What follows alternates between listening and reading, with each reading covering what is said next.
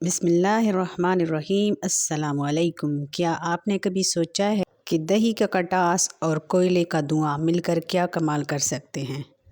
हम बना रहे हैं नहायत लजीज खुशबूदार मसालेदार बिल्कुल ढाबा स्टाइल धुआं दही गोश्त।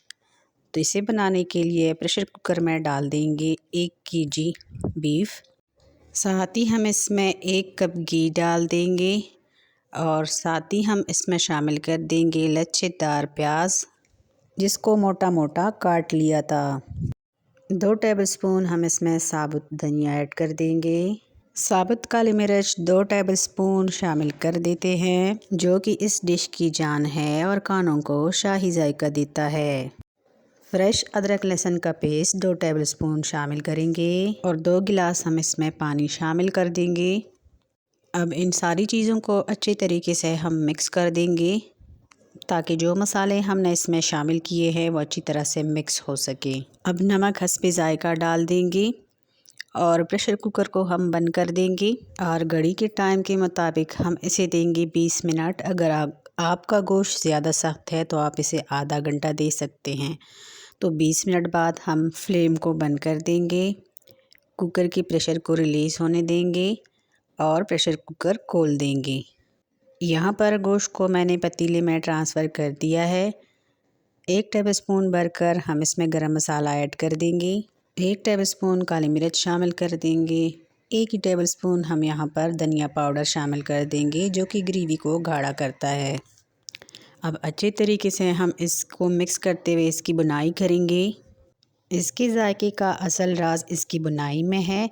तब तक इसको भूनें जब तक कि इसमें बचा हुआ पानी सूख नहीं जाता। जब मसाला तेल छोड़ दें और खुशबू किचन में से निकल कर पड़ोसियों तक पहुंच जाए तो समझ ले कि इसका काम 80% हो चुका है। अब यहाँ पर आकर इसमें हम शामिल करेंगे 1 कप दही जिसको मैंने अच्छे से फेंट लिया था। दही डालने के बाद अच्छी तरह से मिक्स करते हुए हमने इसको तेज़ फ्लेम पर कुक करना है ताकि दही अच्छी तरह से मसालों में मिक्स हो। इस सारे प्रोसेस में आपको लगेंगे तकरीबन 5 से 6 मिनट। तो ये देखिए दही अच्छी तरह से कुक हो चुका है, मसालों के साथ तरी ऊपर को आ चुकी है। वीडियो अगर इसी स्टेज पर आपको ज़रा सी भी अच्छी लगी हो तो लाइक कर दें और साथ ही चैनल को भी सब्सक्राइब कर दें। अब यहाँ पर हम इसमें रखेंगे एक फॉइल पेपर या आप कोई बाउल भी रख सकते हैं। इसमें हम जलता हुआ कोयला रखेंगे और कोयले के ऊपर हम डालेंगे ऊपर से घी। यही वो स्मोकी इफ़ेक्ट है जो इस डिश की जान है।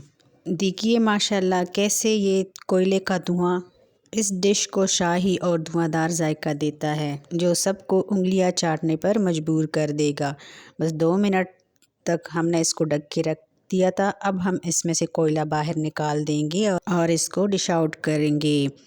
सिंपल मसालों के साथ आसान तरीके से रेस्टोरेंट स्टाइल मज़ेदार डिश आपको कैसी लगी आपने कमेंट करके ज़रूर बताना है।